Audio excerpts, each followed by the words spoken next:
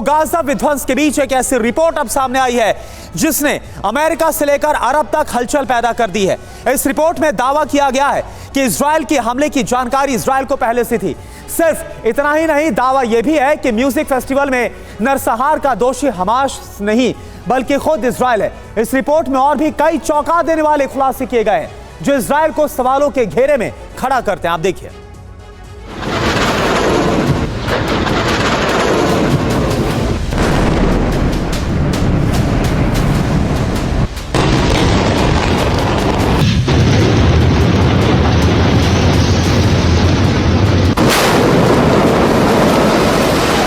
क्या 7 अक्टूबर को हमले की जानकारी आईडीएफ को पहले से थी?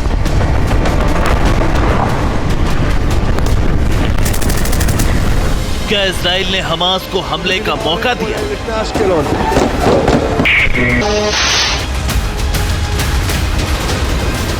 गाजा वॉर के बीच अरब देशों की मीडिया में ऐसे ही सवाल पूछे जा रहे हैं और इन सवालों के सेंटर में है वो रिपोर्ट जिसे खुद इजराइल के एक अखबार ने छापा है, वो भी इजरायली पुलिस की इन्वेस्टिगेशन के आधार पर।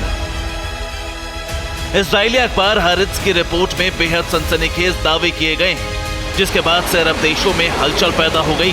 7 अक्टूबर को हुए नरसंहार और इस जंग का दोषी इजराइल को ठहराया जा रहा है।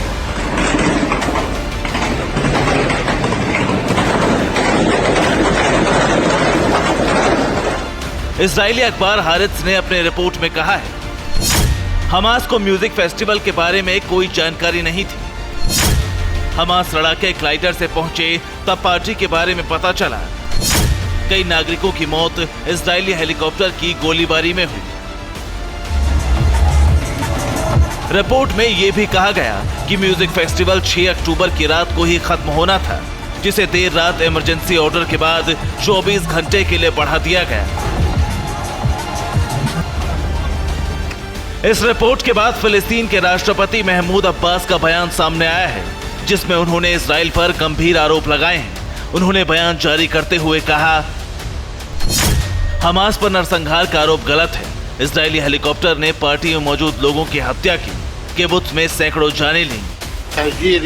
मोहम्मद अब्बास के इस बयान पर इजरायली प्रधानमंत्री बेंजामिन नेतन्याहू मीडिया के सामने आए और इसका जवाब दिया। Today, the Palestinian Authority spokesman in Ramallah said something utterly preposterous. It denied that it was Hamas that carried out the horrible massacre at the Nature Festival near Gaza. It actually accused Israel of carrying out that massacre. This is a complete reversal of truth. Abu Mazen, who in the past has denied the existence of the Holocaust, today is denying the existence of the Hamas massacre. And that's unacceptable. Israeli अखबार हारित्ज ने अपनी report में Israeli police की investigation को आधार बनाया है, जिसके सामने आने के बाद इजरायल पुलिस ने बयान जारी कर इस रिपोर्ट का खंडन किया है। जांच सिर्फ पुलिस कार्रवाई पर केंद्रित थी। आईडीएफ को लेकर उसने कोई जांच नहीं की।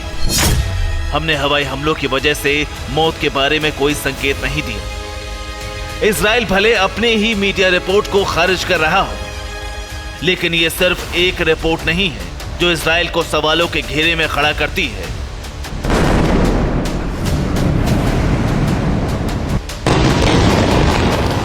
डेली मेल की एक रिपोर्ट में भी एक बड़ा खुलासा हुआ है जिसके मुताबिक 7 अक्टूबर के हमले से पहले इजराइल का बैलून सिक्योरिटी सिस्टम काम नहीं कर रहा था।